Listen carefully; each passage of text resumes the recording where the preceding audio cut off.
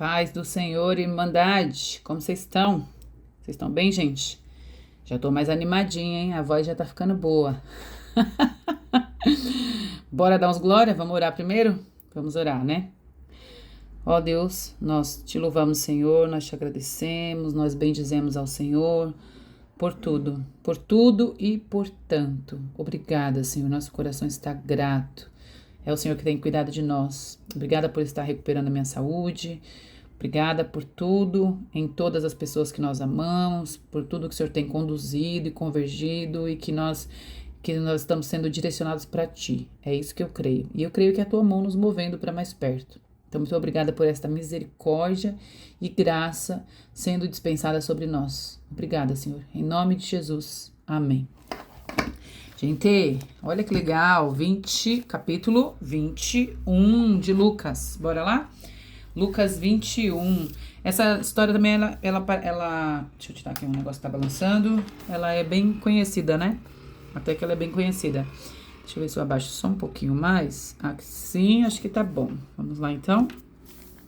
Vamos ler os grifadinhos aqui pra gente entender o contexto desse texto. Bora lá. Diz assim, ó. Jesus olhou e viu os ricos colocando as suas contribuições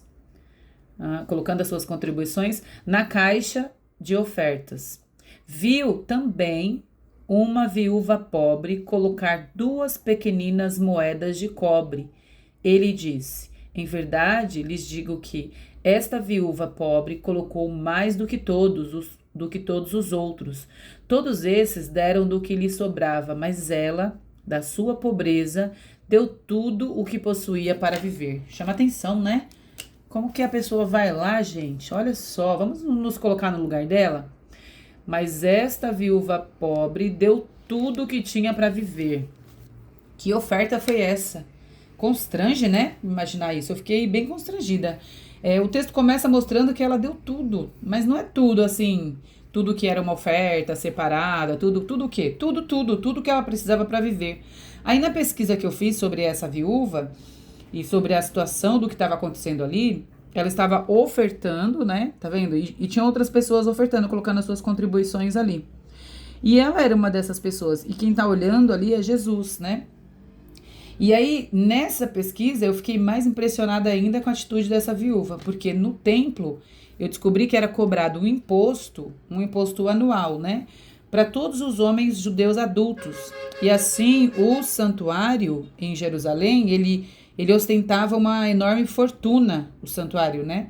Então, essa mulher estava fazendo a sua oferta, provavelmente ali no lugar de grande ostentação, sabe? Um lugar bonito, um lugar grande, que aparentemente não precisava de dinheiro, né? E essa mulher oferta tudo o que ela tinha.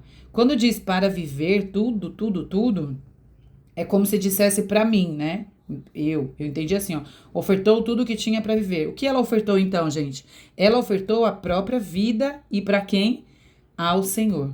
Não foi para o templo, não foi para os religiosos que conduziam tudo aquilo. Então, ela ofertou a própria vida ao Senhor. Aleluia, que coisa impressionante. Se ela olhasse para tudo aquilo que estava em volta, ela poderia pensar assim, ofertar para quê, né? Se ela olhasse para o templo, né? Para as pessoas que estavam ali em volta. Porque a gente vê que o texto fala que viu os ricos colocando. E além dos ricos, fala dela. Então, se ela olhasse em volta, ela ia pensar, ofertar para quê? Olha, essas pessoas, elas são ricas, elas devem, imagina o barulho do dinheiro, sabe? Daqueles religiosos, para mostrar que estavam ofertando, e ela tinha 2 moedinhas. Então, se ela fosse olhar para as pessoas, não tinha razão para ela ofertar. Não ia fazer diferença a oferta dela. Se ela fosse olhar para o templo, não ia ter necessidade de ofertar um lugar daquele. Para que ofertar? E se ela fosse olhar para a própria condição dela? Como uma viúva pobre, porque não está dizendo que Jesus a conhecia, que tinha intimidade, nada disso. Está dizendo que ele viu também uma viúva pobre. Então significa que se ela olhasse para a própria condição dela, também não teria por que ofertar. Ela só tinha aquilo e ela era pobre. Se ela olhasse para a sua própria pobreza, para que ofertar? É isso que ela ia pensar, não faz sentido. Mas, gente, ela olhou com os olhos espirituais e não se importou com o que estava em volta, com o templo, com as pessoas ricas ou com a pobreza dela ou com a falta que já tinha ali na vida dela. Apenas ela quis ofertar a própria vida, tudo que ela tinha para viver para o Senhor. E pelos olhos da fé, ela ofertou essa vida. Ela fez essa oferta de vida, né? E sabem quem ia ver? Por essa atitude, porque tá escrito aqui, ó. Viu também uma viúva pobre colocar. Ela foi vista por causa da atitude dela. Pelo seu coração ela foi vista por Jesus. Foi Jesus, não foi ninguém menos que viu, não, foi Jesus. Ele é a própria vida e nós sabemos disso. Aleluia, ele é a própria vida. A vida olhou para aquela que estava entregando tudo que tinha para viver. Oh, Senhor, que coisa linda! E aí ele diz que ela ofertou mais do que todos aqueles que estavam ali. Como, gente? Como é isso? O reino é tudo invertido, né? Tudo é diferente. Eu trouxe assim como entendimento prático para nós que os nossos atos sinceros de devoção a Deus, eles são vistos pelo nosso Senhor. Não importa que valor financeiro isso tenha, não importa o tamanho da sua oferta, não importa. E aqui nós estamos falando de dinheiro, é dinheiro, Diana? Também, porque ela ofertou o que tinha para viver, mas ela ofertou dinheiro. E então, tá tudo embutido na mesma história, e tudo isso para a glória de Deus. A intenção dela era ofertar na casa do Senhor. Então, o que conta é isso. Do versículo 5 até o 28, fala dos sinais do fim dos tempos. Vamos ler os grifadinhos para a gente entender? Alguns discípulos, aqui ó, comentavam sobre como o templo era, ó, olha só o templo, ó. O templo era adornado com lindas pedras e dádivas dedicadas a Deus. Tá vendo como era suntuoso o templo? E aí, eles estão ali vendo o templo, e aí um deles fala assim, mestre, perguntaram, quando acontecerão... Jesus diz assim, ó, disto que vocês estão vendo, dias virão em que não ficará pedra sobre pedra, que não seja derrubada. Então, Jesus diz para eles, ó, isso é bonito, né? Mas vai tudo pro chão. Aí um deles fala, mestre, quando acontecerão essas coisas, qual será o sinal de que essas coisas estão prestes a acontecer? Eles queriam saber, Senhor, quando que é? Para quando é tudo isso? E ele respondeu, tenham cuidado, o tempo está próximo. E aí ele vem trazendo, eles perguntaram sinais. Olha os sinais aqui. Guerras e rebeliões são sinais. É necessário que primeiro aconteçam essas coisas, mas o fim não virá imediatamente. Então ele fala assim, são sinais, são princípios, são demonstrações de que está para acontecer, mas ainda não é o fim. E aí então lhes disse, nação se levantará contra nação, reino contra reino, terão fomes, pestes, olha isso. Aí aqui diz aqui no laranjinha, né? Grandes sinais provenientes do céu. Aqui, ó, perseguirão vocês. Olha o que vai acontecer conosco. Além disso, fome, peste, guerra, tantas coisas também vão acontecer conosco, ó. Grandes sinais provenientes do céu, aí, perseguirão vocês, porque aqui ele estava falando dos discípulos, né? Perseguirão vocês, terão prisões. Será para vocês uma oportunidade de dar testemunho. Ainda nas nossas dificuldades, o que a gente faz? Nós vamos dar testemunho, assim como eles fizeram. Isso tudo se cumpriu. Eles foram presos e eles deram testemunho, tanto é que pelo testemunho deles nós estamos aqui hoje. Claro que por Jesus, por Deus, pelo Espírito Santo, mas também nós temos os exemplos desses homens como testemunho de fé. E aí ele continua assim, ó, vocês serão traídos, olha os sinais, olha a demonstração de que está perto. Serão traídos, todos odiarão vocês por causa do meu nome. Olha isso, gente, por causa do nome de Jesus. Pessoas seriam odiadas. E aí, isso está acontecendo? Em 2026, será que isso acontece? Olha isso, gente. Ganhem a vida de vocês por meio da perseverança. E aí ele vem e diz, sejam perseverantes, perseverem, prossigam, continuem, né? O texto é maravilhoso. Ele por si só, ele já fala, não precisa nem explicar, né? Ele já vem explicando ele mesmo. Aí aqui, ó, ele vem falando assim, ó, pois estes serão os dias da vingança, em cumprimento de tudo que foi escrito. E essa parte aqui, ó, do 20 até o 24, ele tá falando especificamente sobre a destruição de Jerusalém. Então tinham parte de profecia aqui, que era da destruição de Jerusalém.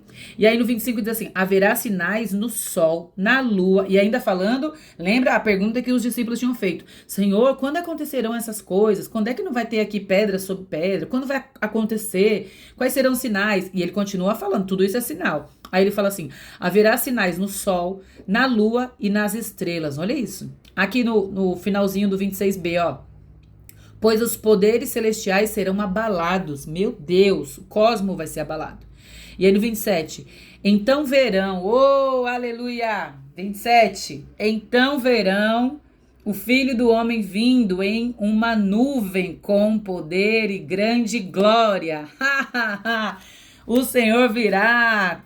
Eu não consigo, eu tinha aqui até o 28, eu vou grifar aqui porque não dá não, Irmandade, bora. O Senhor virá com poder e grande glória, olha isso. Quando essas coisas começarem a acontecer, levante-se e ergam a cabeça, porque está próxima a redenção de vocês. Aleluia! A volta de Cristo está próxima. E ele vai nos encontrar. Que texto maravilhoso, né? Esse texto é lindo.